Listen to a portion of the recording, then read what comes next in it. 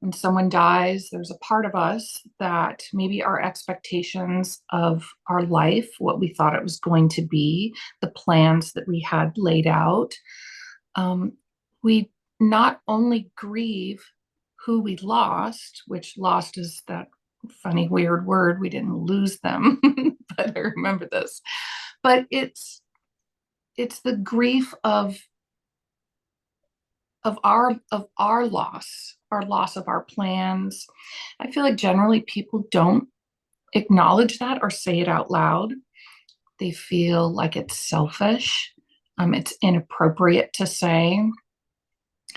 And I think grief is such a quiet, uncomfortable topic for a lot of people anyway, that of course this part of it would be even more uncomfortable to say out loud.